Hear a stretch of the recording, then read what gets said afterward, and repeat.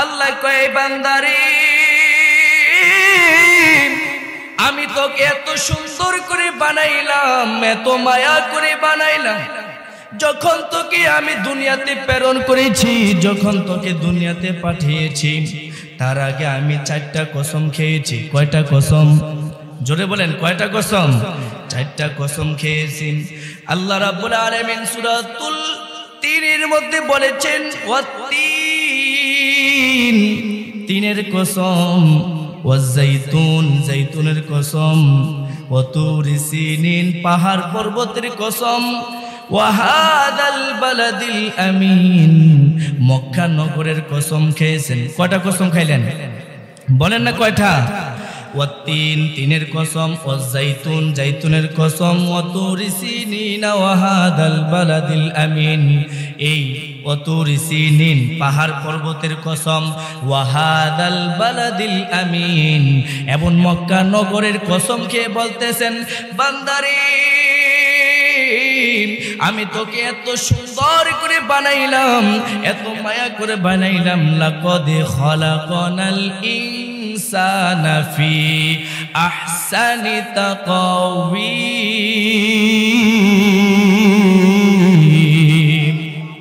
আমরা কি আহলে সুন্নাত ওয়াল জামাত? আমরা যে নবীজির নাম মুবারক শুনলে, কার নাম? নবীজির নাম মুবারক যখন আমরা শুনি, সাথে সাথে আমরা দুরূদ পড়ি সাল্লাল্লাহু আলাইহি ওয়াসাল্লাম, তারপরে আমরা এই 2টা বৃদ্ধ আঙ্গুলে চুমু খাই। খাইনি? এই যে আমরা বৃদ্ধ আঙ্গুলে চুমু খাই, খাওয়ার পর আমরা এই বৃদ্ধ আঙ্গুলকে কোথায় লাগাই? চোখে লাগাই। এই চোখে রাখিনি? এখন এটা যে আমরা করি, এটার দলিল প্রয়োজন আসেনি? আসেনি? আমি কুরআন ও হাদিস থেকে এই দলিলটা দেব, এবং আল্লাহ পাক রব্বুল আলামিন যে সৃষ্টি জগতের মধ্যে যে মানব সৃষ্টি করেছেন, এর সৌন্দর্য নিয়ে আমি আলোচনা করব। সকলে আমার সাথে জবান খুলে পড়ুন আউযু বিল্লাহি মিনাশ শাইতানির রাজিম। বিসমিল্লাহির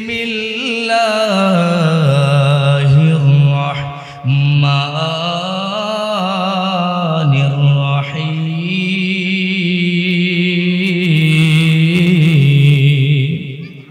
আরেকটু জবান খুলে পড়েন আল্লাহু আকবার। বিসমিল্লাহির রাহমানির রহিম।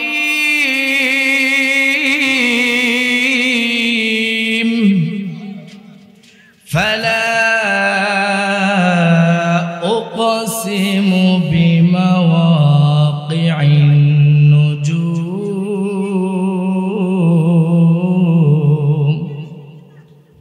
ওয়া ইন্নাহু লাকসামুন লাউ তা'লামুনা আযীম। বলেন আল্লাহু আকবার। ইন্নাহু লাকুরআনুন কারীম।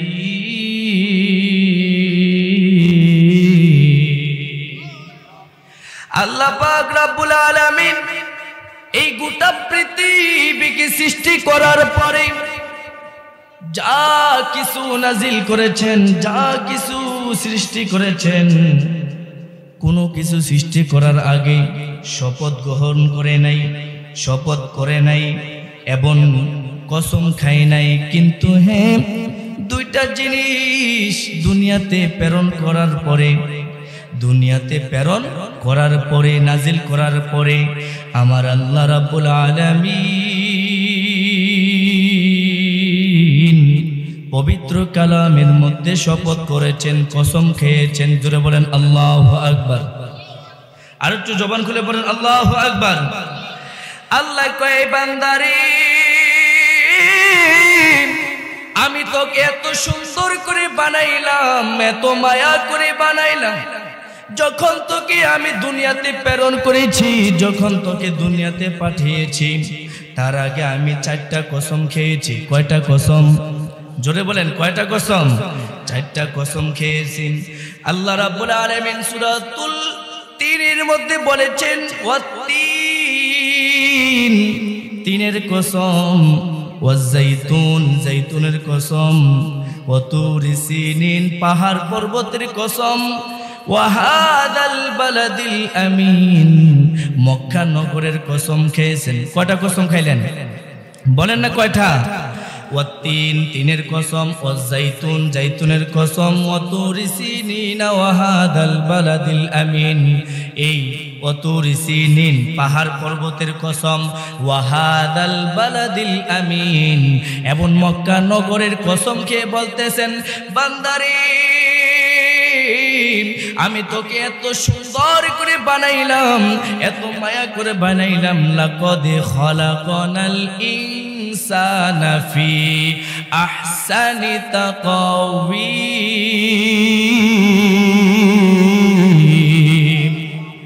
আল্লাহ কয় বান্দারে তোকে আমি এত সুন্দর করে বানাইলাম, এত মায়া করে বানাইলাম, বান্দারে তোকে এত মায়া করে বানাইলাম, তোকে দুনিয়াতে প্রেরণ করার আগে আমি 4টা কসম খাইলাম।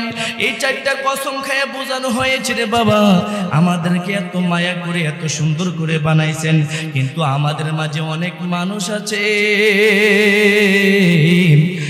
যার 2টা চক্ষু নাই, এবং অনেক মানুষ আছে তার 2টা হাত নাই, অনেক মানুষ আছে যার 2টা পা নাই। কিন্তু আমাদের সমাজের মধ্যে যাদের পা নাই আমরা তাদেরকে কষ্ট দেওয়ার জন্য অনেক সময় একটা কথা বলে ফেলি যে এই ল্যাংড়ার করে ল্যাংড়া, কই কিনা? আহারে এই যে ভুলটা করতেছি আমরা, দেখেন একটু গভীর মনোযোগ সহকারে শুনবেন। যখন বান্দার 2টা পা নাই, আমি তো আল্লাহর সৃষ্টি, ওই বান্দাটা তো আল্লাহর সৃষ্টি, কিন্তু তাকে 2টা আল্লাহ পা দেয় নাই, কিন্তু আমাকে 2টা পা দিয়েছে। আমি সুস্থ সবল মানুষ, কিন্তু তার 2টা পা নাই। পা না থাকার সত্ত্বেও তাকে আমরা ল্যাংড়া বলে কথা বলি, এই ল্যাংড়া কথা বলি নেই, এরকম ভাবে ডাকি। কিন্তু বাবাজি আল্লাহ কিন্তু আমাকে বানাইছেন, আপনাকেও আল্লাহ বানাইছেন। আপনার যেই রব, ওই রব আমার যে মন আল্লাহ দিয়েছেন, ঠিক আপনার মনটাও ওই আল্লাহ দিয়েছেন না আরেকজন আল্লাহ দিয়েছেন? কয়জন আল্লাহ বলেন না, কয়জন?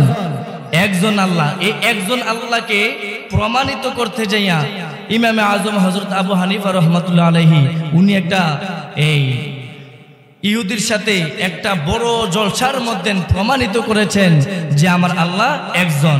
কিভাবে? সংকীর্ণভাবে বলতেছি। এক ইহুদি এক মুসলমানদেরকে বলতেছেন, এই তোরা মুসলমানের ধর্মই কিন্তু ধর্মই না। জোরে বলেন না নাউজুবিল্লাহ। মুসলমানের ধর্মই নাকি ধর্মই না। তো অনেক মানুষ দেখবেন আসরের নামাজের পরে মাঠে খেলাধুলা করে, এমন সময় তারা বসে বসে কুরআন হাদিসের আলোচনা করতেছে। এমন সময় যখন ইহুদিরা রাস্তা দিয়ে যায় আর কয় এই মুসলমানের ধর্ম কিন্তু ধর্মই না, মুসলমানের ধর্মই কি ধর্মই না। তো যেখানে মুসলমানরা বসে বসে মাসালা জানতেছেন, ইসলাম নিয়ে কথা বলতেছেন, এখানের মধ্যে একজন একটু চালাক ছিল। সে জবাব দিয়ে বলতেছে, এই তুই কি বলছো? কতদের মুসলমানের ধর্ম কিন্তু ধর্মই না। তো এরকম ভাবে অনেক কথা কাটাকাটির পরে তারপরে ইমাম আজম হযরত আবু হানিফা রাহমাতুল্লাহ আলাইহি ওনার কাছে গেলেন এই 3টা প্রশ্নের জবাব দেওয়ার জন্য। কিন্তু এই খ্রিস্টান পাদ্রী বলতেছেন, তোমার আল্লাহ এখন কি করে? তোমার আল্লাহ কয়জন? তোমার আল্লাহ এখন কোন দিকে চাইয়া আছে? এরকম ভাবে 3টা প্রশ্ন করলেন। কয়টা? জোরে বলেন কয়টা? এই 3টা প্রশ্নের উত্তর কিন্তু ইমামে আজম হযরত আবু হানিফা রাহমাতুল্লাহ আলাইহি উনি দিয়েছেন বড় একটা জলসার মধ্যে। খ্রিস্টান পাদ্রী সকলেই আয়সা ভরপুর, এর মধ্যে খ্রিস্টান পাদ্রী একটা চেয়ার, ঠিক এরকম ভাবে স্টেজের মধ্যে একটা চেয়ার, একটা মোমবাতি, একটা মেজ রাখার জন্য বলছেন, ঠিক এগুলো রেখে ওই খ্রিস্টান পাদ্রী চেয়ারের মধ্যে বসে আছে। ইমামে আজম হযরত আবু হানিফা রাহমাতুল্লাহ আলাইহি উনি যখন এই জলসার মধ্যে আসছেন, আসার পরে মুসলমানদেরকে বলতেছেন, তোমাদের কে নাকি উত্তর দিবে? আমি 3টা প্রশ্ন করছিলাম, যে প্রশ্নের উত্তর 3টা প্রশ্নের উত্তর দিবে সে কই? তখন হযরত ইমাম আজম হযরত আবু হানিফা রাহমাতুল্লাহ আলাইহি উনি সামনে আসলেন। আসার পরে বলতেছেন, হ্যাঁ আপনি তো 3টা প্রশ্ন করছেন, যিনি স্টেজের মধ্যে বসা খ্রিস্টান পাদ্রী ওই খ্রিস্টান পাদ্রী বলতেছেন, হ্যাঁ আমি প্রশ্ন করছিলাম। আচ্ছা আপনার কাছে একটা প্রশ্ন, যে প্রশ্ন করে সে কি দাঁড়াইয়া করে না বৈশা করে? সুবহানাল্লাহ বলেন না। যে প্রশ্ন করে সে কি দাঁড়াইয়া করে না বৈশা করে? দাঁড়াইয়া করে। তুমি যদি আমার প্রশ্নটা করবা তো তুমি কি দাঁড়াইয়া করবা না বৈশা? দাঁড়াইয়া করবো। এখন নামেন নাইম্যা আমারে প্রশ্ন করে। তখন ওই খ্রিস্টান পাদ্রীকে এই স্টেজে নামাইয়া হযরত আবু হানিফা রাহমাতুল্লাহ আলাইহি উনি স্টেজের মধ্যে বসলেন। জোরে বলেন সুবহানাল্লাহ। আর একটু জবান খুলে বলেন সুবহানাল্লাহ। খ্রিস্টান পাদ্রী যখন নিচে নামলেন, নামার পর হযরত ইমাম আজম হযরত আবু হানিফা রাহমাতুল্লাহ আলাইহি উনি এই সোফার মধ্যে বসলেন। বসার পরে বলতেছেন, এখন বলেন আপনার প্রশ্ন কি? তখন ওই খ্রিস্টান পাদ্রীকে বলতেছেন, আপনার প্রশ্নগুলো বলেন। ওই খ্রিস্টান পাদ্রী বলতেছেন, আমার 1 নম্বর প্রশ্ন হচ্ছেন, আপনার আল্লাহ এখন কি করে? জোরে বলেন সুবহানাল্লাহ। ইমামে আজম হযরত আবু হানিফা রাহমাতুল্লাহ আলাইহি বলতেছেন, আমার আল্লাহ এখন কি করে? এই যে একটু আগে তো, এখনই তো তোমার এই স্টেজেতে নামাইয়া আমার এই স্টেজের মধ্যে বসাইছে। জোরে বলেন না সুবহানাল্লাহ। বসাইছেনি? তো প্রথম প্রশ্নের উত্তর এভাবে দিয়েছে। দ্বিতীয় প্রশ্ন হচ্ছে যে আপনার আল্লাহ এখন কোন দিকে তাকায় আছে? তখন ওই যে মেজ আরগা মোমবাতি রাখলেন, এই মোমবাতিটাকে এই খ্রিস্টান পাদ্রী দিকিয়া ধরাইছেন। ধরানোর পরে বলতেছেন, খ্রিস্টান পাদ্রী এখন বলো এই মোমবাতির আলোটা কোন দিকে? চতুর্দিকে। জোরে বলেন না সুবহানাল্লাহ। তো আমার আল্লাহ এখন চতুর্দিকে তাকাই আছেন। জোরে বলেন সুবহানাল্লাহ। 3 নম্বর প্রশ্ন, খ্রিস্টান পাদ্রী বলতেছেন, আপনার আল্লাহ কয়জন? ইমামে আজম হযরত আবু হানিফা রাহমাতুল্লাহ আলাইহি বলতেছেন, তোমাকে আমি বলতেছি তুমি এখান থেকে গণো 1 2 3 4 এভাবে গণো। খ্রিস্টান পাদ্রী ঠিক এরকম ভাবে গণতেছেন 1 2 3 4 5 6 7 8 9 10। তখন ইমামে আজম হযরত আবু হানিফা রাহমাতুল্লাহ আলাইহি বলতেছেন, থামো, আর উপরের দিকে বলার দরকার নাই, এখন 10 থেকে তুমি নিচের দিকে গণতে থাকো। জোরে বলেন সুবহানাল্লাহ। ওই খ্রিস্টান পাদ্রী গণতেছেন 10 9 8 7 6 5 4 3 2 1। অটোমেটিক খ্রিস্টান পাদ্রী অফ হয়ে গেছে। একের নিচে আর কোনো আছে? সংখ্যা আসেনি। কিন্তু ওই খ্রিস্টান পাদ্রী যখন 1 বলে থেমে গেলেন, তখন ইমামে আজম হযরত আবু হানিফা রাহমাতুল্লাহ আলাইহি বলতেছেন, তোমাকে তো আমি বলি না থামার জন্য, তুমি কেন থামলাম? ওই একের নিচে আর কোনো সংখ্যা নাই। ঠিক যে রকম ভাবে একের নিচে আর কোনো সংখ্যা নাই, আমার আল্লাহ একজন ছাড়া আর কোনো আর আল্লাহ নাই। জোরে বলেন সুবহানাল্লাহ। আল্লাহ কয়জন? আর একটু জবান খুলে, আল্লাহ একজন। তো বলতেছিলাম আল্লাহ একজন, তিনি আপনাকেও বানাইছেন আমাকেও বানাইছেন। বানাইছেন নি? তো আমাকে যে আল্লাহ বানাইছে আপনাকেও সেই আল্লাহ বানাইছে। ওই আল্লাহ সব কিছু যাকে যারে পছন্দ যেরকম মনে হয়েছে ঠিক ওই রকম বানাইছে। আমাকে এরকম সুন্দর মনে করছেন কার কাছে? আল্লাহর কাছে, যে আমার বান্দাটা এরকম বানাইলে আমার তে ভালো লাগতেছে না, আমার পছন্দে আমার বানাইছে। আপনার পছন্দে আপনাকে বানাইছে না, আমার পছন্দে আমার বানাই নাই, আপনার পছন্দ আপনারে আল্লাহ বানাই নাই, আল্লাহর পছন্দে আপনাকে বানাইছে। ঠিক আমাকে যেরকম আল্লাহর কাছে মনে হয়েছে আমাকে যেরকম সুন্দর হবে ঠিক এরকম বানাইছেন। আকমালুল হুজুরকেও যেরকম আল্লাহ পছন্দ মনে করছেন ঠিক ওই রকম বানাইছেন। বন্ধুরে, কিন্তু আল্লাহ যাদেরকে 2টা পা দেয় নাই তাদেরকেও আল্লাহ বানাইছেন, 2টা হাত যার নাই তাকেও আল্লাহ বানাইছেন, চোখ যার 2টা নাই তাকেও আল্লাহ বানাইছেন। কিন্তু আমরা বান্দা হইয়া ওই বান্দাকে কানা বলার মতো আমাদের কোনো কথা নাই। ঠিক না? কানা বলতে পারবো? ল্যাংড়া বলতে পারবো? আতুইরা বলতে পারবো না। বলো এরকম কাজ করবেন না। কারণ আমরা যখন বলি ল্যাংড়া কানা এরকম কথা বলি তাহলে আল্লাহর সাথে পাল্টা হয়। কিরকম পাল্টা হয়? আল্লাহ আমাকে বানাইছেন, আপনাকে বানাইছেন, আমার এরকম ক্ষমতা নেই আপনার মতন একটা আমি মানুষ বানানোর। যদি ক্ষমতা থাকতো তাহলে নিজে বলতাম যে হ্যাঁ আমারও ক্ষমতা আছে, দেখো আমি একটা মানুষ বানাইছি এরকম, ঠিক নেই? কিন্তু এরকম ক্ষমতা আল্লাহ দেয় নাই। তো আমি আর আপনি, আপনাকে ঘৃণা করার আমি কেউ না, আর আমাকে ঘৃণা করার আপনি কেউ না। আমি আলোচনার মধ্যে প্রবেশ করলাম, আল্লাহ যে আমাদেরকে এত সুন্দর করে বানাইলেন, এত মায়া করে এত সুন্দর করে আমাদেরকে বানাইলেন, কিন্তু ইমামে আজম হযরত আবু হানিফা রাহমাতুল্লাহি আলাইহি ওনার যুগের একটা ঘটনা, গভীর মনোযোগ অন্তরে কানটা লাগায় শুনেন। ইমামে আজম হযরত আবু হানিফা রাহমাতুল্লাহি আলাইহি ওনার যুগে একজন মহিলা ওনার স্বামীর সাথে মাগরিবের পর অথবা এশারের পর উঠানের মধ্যে বসা, উঠানের মধ্যে বসে বসে আসমানের দিকে তাকাইলেন। আসমানের দিকে তাকানোর পরে আসমানের মধ্যে দেখলেন কতগুলো তারকা, একটা চাঁদ। জোরে বলেন আল্লাহু আকবার। এই আসমানের উপরে এত সুন্দর চাঁদ, এত সুন্দর তারকা, এই তারকাগুলো দেখে ওই স্ত্রীর স্বামীকে বলতেছেন, স্বামী আপনি একটু আসমানের দিকে তাকাইয়া দেখেন, কত সুন্দর একটা চাঁদ দেখা যায়, কত সুন্দর তারকা দেখা যায়। স্বামী ফাই দিয়ে কথা বলে উঠল যে তুমি যদি এত সুন্দর চাঁদের থেকে তারার চেয়ে যদি সুন্দর না হও তাহলে তুমি তালাক। জোরে বলেন আল্লাহু আকবার।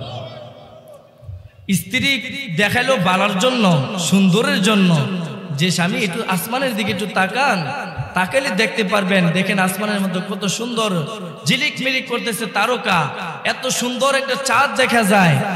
আপনাকে সৌন্দর্য দেখার জন্য বলছি, আর আপনি বলছেন এর চেয়ে সুন্দর যদি আমি না হই তাহলে আমি তালাক।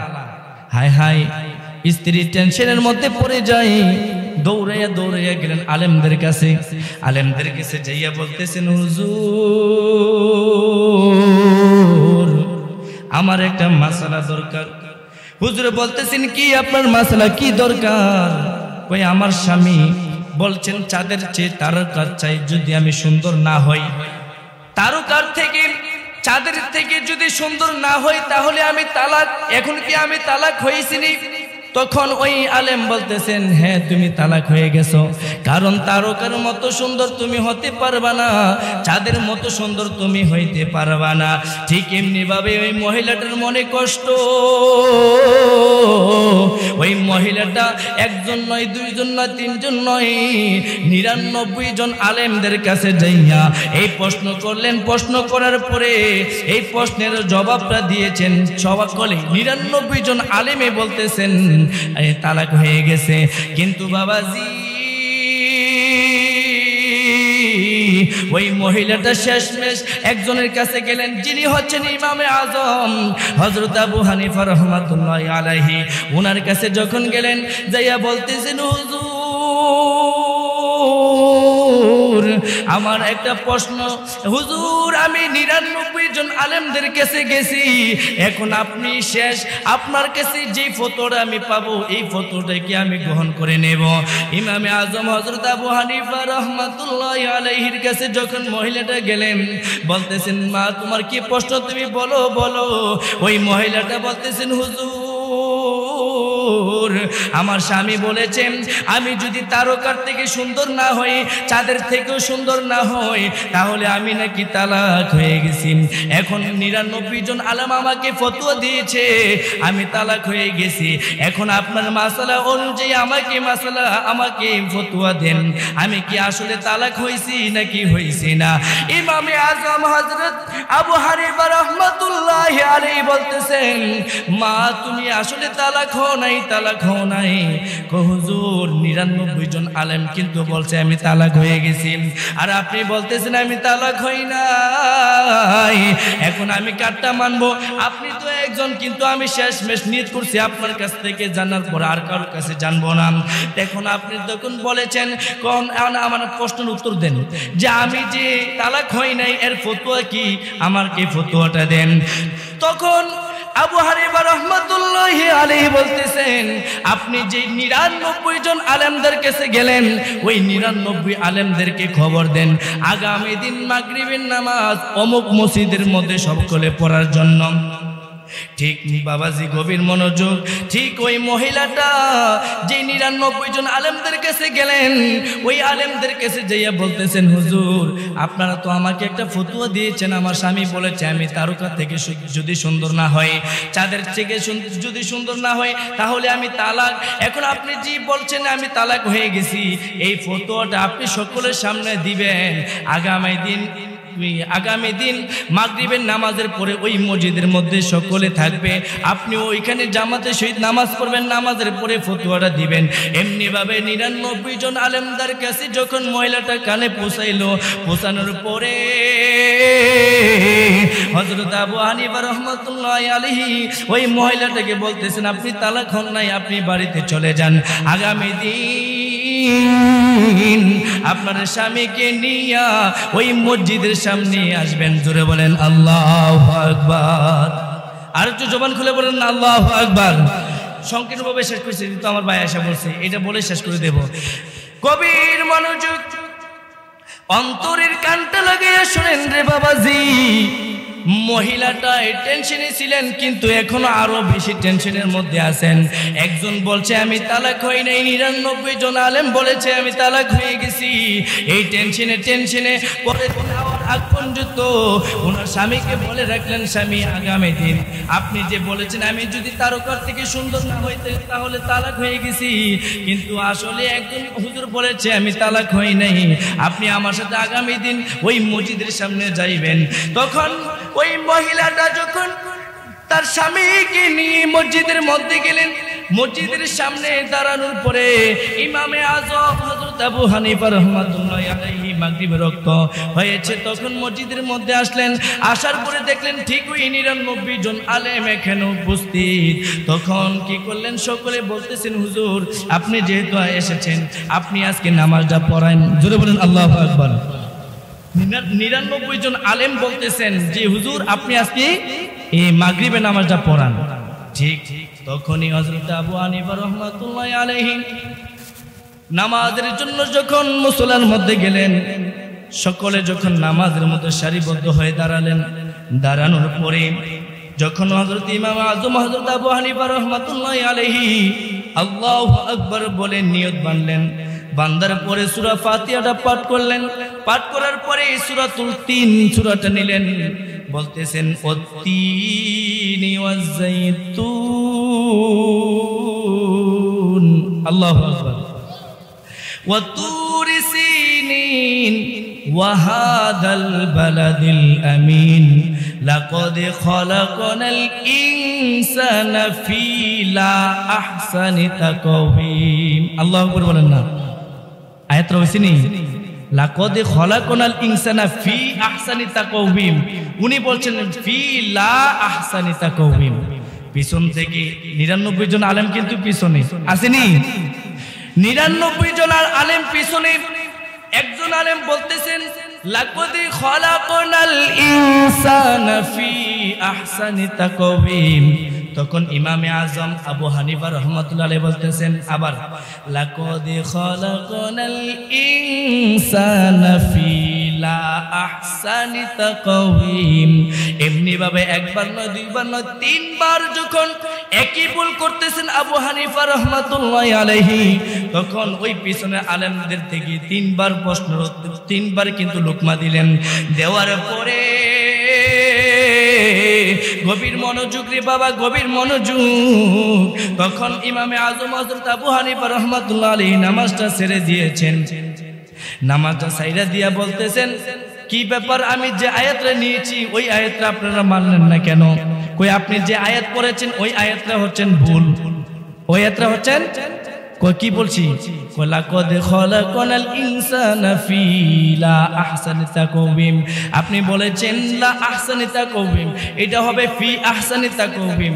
তো তোমরা যে ওই মহিলাটাকে ফতোয়া দিছিলা, তারা যদি তারকা থেকে চাঁদের থেকে সুন্দর যদি না হয়, আসলে সে তো তারকা থেকে চাঁদের থেকে সুন্দর হতে পারে নাই, এই কারণে তুমি ফতোয়া দিছো, সে কি হয়ে গেছে? তালাক হয়ে গেছে। এখন দি তোমরা এই আয়াতরা মানো না। আল্লাহ রাব্বুল আলামিন বলেছেন লাকাদ খালাকনাল ইনসানা ফি আহসানি তাকওয়িম। বান্দারে, আমি তোকে এত সুন্দর করে বানাইছি, পৃথিবীর মধ্যে যা দেখতেছো, তারকা বলো, চন্দ্র বলো, সূর্য বলো, সবচাইতে সুন্দর করে মানুষকে আমি আল্লাহ বানাইছি। এখন আপনারা ফতোয়ার অনুযায়ী কি বলে? এর মহিলাটা কি তালাক হয়েছে নাকি না হয়েছে? না হয়েছে, হয় নাই। তো 99 জন আলেম কিন্তু ফতোয়া দিছিল যে মহিলাটা তালাক হয়ে গেছে। আর একই ইমামে আজম হযরত আবু হানিফা রাহমাতুল্লাহ আলাইহি উনি বলেছেন আপনি তালাক হন নাই। জোরে বলেন না সুবহানাল্লাহ। ওই ইমামকে অনুসরণ করে আমরা নামাজ পড়িনি? তো ওই ইমামকে অনুসরণ করে আমরা নামাজ পড়ি। তো আসলে আমাদের উচিত ওই মাযহাব অনুসরণ করে 5 ওয়াক্ত নামাজ পড়া।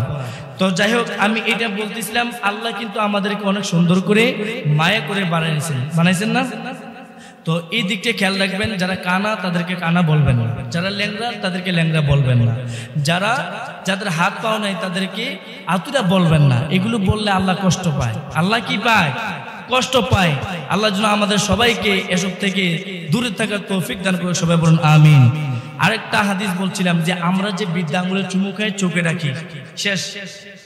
এই যে আমরা আহলে সুন্নাতুল জামাতের আকীদা যারা আছি, আমরা কিন্তু যখন আশহাদু আন্না মুহাম্মাদুর রাসূলুল্লাহ বলি, হযরত মুহাম্মদ রাসূলুল্লাহ সাল্লাল্লাহু আলাইহি ওয়াসাল্লাম শুনি, তখন সাথে সাথে সাল্লাল্লাহু আলাইহি ওয়াসাল্লাম বলে, এরপরে কুররাতু আইনি বিকা ইয়া রাসূলুল্লাহ বলে আমরা দুই বিদ্যা আঙ্গুলের চুমু খাই, তারপরে চোখে রাখি। কিন্তু এখন এটা আমরা কেন করব আর কেনই করতেছি? এগুলো হচ্ছেন গভীর মনোযোগ। বারনবাজের ইনজিল, খ্রিস্টানদের কাছে 4টা কিতাব রয়েছে যেটাকে বাইবেল বলা হয়। ওই বাইবেলের মধ্যে এই ঘটনাটা আছে। এই সর্বপ্রথম যিনি এই বিদ্যা আঙ্গুলের চুমু খাইলেন, তারপরে চোখে রাখলেন, উনি হচ্ছেন বাবা আদম আলাইহিস সালাতু ওয়াস সালাম। জোরে বলেন সুবহানাল্লাহ। এখন বলবেন কিভাবে হুজুর? আসলে হযরতে বাবা আদম আলাইহিস সালাতু ওয়াস সালামের দোয়া যখন কবুল হয়েছে, তখন আল্লাহর কাছে ফরিয়াদ করতেছেন, আল্লাহ তুমি যার বদৌলতে আমাকে তুমি মাফ করেছো, আমার দোয়া কবুল করেছো, আমি তার দিদারে ধন্য হতে চাই। তখন আল্লাহ রাব্বুল আলামিন আদম নবীর কথাটা শুনলেন এবং মানলেন এবং বলতেছেন, আদম রে, তোর বিদ্যা আঙ্গুলের দিকে তাকাইলে দেখবি তার দিদার তোর সামনে হাজির হয়ে গেছে। জোরে বলেন সুবহানাল্লাহ। আদম নবী যখন তার 2টা বিদ্যা আঙ্গুলে তাকাইলেন, তাকানোর পরে দেখলেন এই 2টা বিদ্যা আঙ্গুলের নখ থেকে আমার নবীর নূর মুবারক আলো ছড়াচ্ছে। জোরে বলেন সুবহানাল্লাহ। যখন এই অবস্থা দেখলেন, নূর, এত সুন্দর নূর, নূরটি দেখে হযরত আদম নবী আলাইহিস সালাতু ওয়াস সালাম উনি কি করলেন? সর্বপ্রথম এবার চুমু খেলেন। চুমু খাওয়ার পর এগুলো চোখে রাখলেন আদবের সাথে, বিনয়ীভাবে। জোরে বলেন আল্লাহু আকবার। এখান থেকে প্রমাণ হয়ে যায়, আমরা যখন আশহাদু আন্না মুহাম্মাদুর রাসূলুল্লাহ বলা হয়, যখন সাল্লাল্লাহু আলাইহি ওয়াসাল্লাম কুররাতু আইনি বিকা ইয়া রাসূলুল্লাহ বলে চুমু খাই, তারপরে চোখে রাখি, এটা হচ্ছেন সর্বপ্রথম আদম নবীর সুন্নাত। জোরে বলেন সুবহানাল্লাহ। আরেকটা হাদিস হচ্ছেন যেটা বুখারী শরীফের হাদিস, 2842 নম্বর হাদিস। কয় হাজার? 2842 নম্বর হাদিস শরীফে রয়েছে যে আল্লাহ রাসূল সাল্লাল্লাহু আলাইহি ওয়াসাল্লাম বলেছেন, একদিন সাহাবায়ে কেরামদের সামনে বসা, তখন হযরতে বেলাল রাদিয়াল্লাহু তাআলা আনহু আযান দেওয়ার জন্য মিম্বরে উঠলেন। কোথায়? বলেন কোথায়? মিম্বরের মধ্যে উঠলেন। যখন বেলাল রাদিয়াল্লাহু তাআলা আনহু মিম্বরে উঠলেন, তখন বেলাল রাদিয়াল্লাহু তাআলা আনহু আযান দেওয়া শুরু করলেন। যখন আশহাদু আন্না মুহাম্মাদার রাসূলুল্লাহ,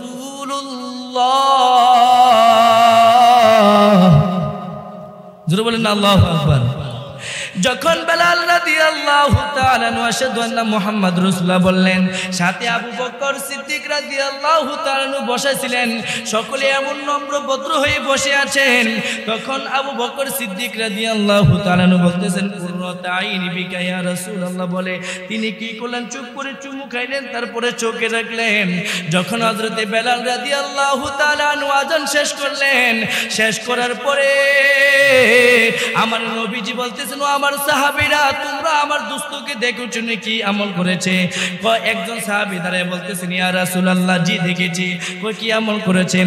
কই যখন বেলাল রাদিয়াল্লাহু তাআলা আনহু আপনার নাম মুবারক নিলেন, তখন হযরতে আবু বকর সিদ্দিক রাদিয়াল্লাহু তাআলা আনহু দেখলাম উনি কি জানি পড়লেন, পরে তারপরে বৃদ্ধা আঙ্গুলগুলিতে চুমু খাইলেন, তারপরে চোখে রাখলেন।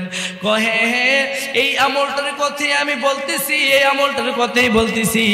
ও আমার সাহাবীরা শোনো, ও আমার সাহাবীরা শোনো, এখন থেকে যেই ব্যক্তি, যেই বান্দাটা, আল্লাহর বান্দাটা এই আমলটা করবে, আমি নবী কথা দিলাম, নবী কথা দিলাম, ওই কাল কিয়ামতের ময়দানে যখন মানুষগুলো একত্রিত হবে, তখন আমি ওই বান্দাকে খুঁজে খুঁজে বের করে জান্নাতে নিয়ে যাব।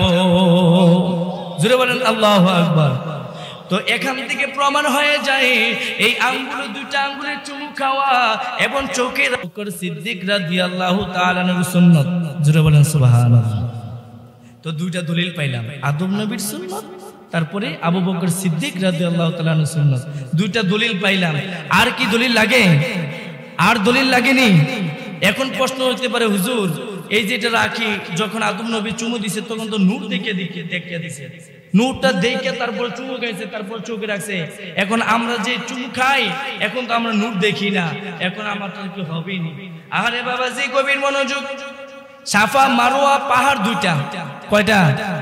দুইটা পাহাড়ের মধ্যে বিবি হাজেরা আলাইহিস সালাতু ওয়াস সালাম তিনি কি করলেন, ইসমাঈল আলাইহিস সালাতু ওয়াস সালামের জন্য পানি খোঁজ করার জন্য দৌড়াদৌড়ি করছিলেন নি? এখন যারা হজ করতে গেছে তাদেরকে জিজ্ঞাসা করবেন, হাদিস শরীফে পাওয়া যায় সাফা মারওয়া পাহাড়ের মধ্যে যদি দৌড়াদৌড়ি না করে তাহলে তার পরিপূর্ণ হজ আদায় হয় না। কিন্তু বাবাজি এখন বর্তমানে যাইয়া দেখেন পানির অভাব নাই, পানির অভাব নাই। এখন কেন হাজিরা এখানে ঘোরাঘুরি করে? কই এখানে ঘোরাঘুরি করা হচ্ছেন বিবি হাজেরা আলাইহিস সালামের সুন্নাত। এই সুন্নতটা পালন না করলে তাহলে তার পরিপূর্ণ হজ হয় না। ঠিক এখন পানি থাকা সত্ত্বেও কিন্তু ঘুরতে হয়। তো আমরা তো ওই আদম নবীর সন্তান, ওই আদম নবী যেহেতু নূর থেকে দিছে, তো ওই সন্তান হিসেবে আমাদের উচিত যখন নবীদের নাম মুবারক শুনবো, সাথে সাথে কি দোয়া পড়বো, কুররাতু আইনি বিকা ইয়া রাসূলুল্লাহ সাল্লাল্লাহু আলাইহি ওয়াসাল্লাম বলে তারপর আমরা চোখে রাখবো। আল্লাহ যেন আমাদের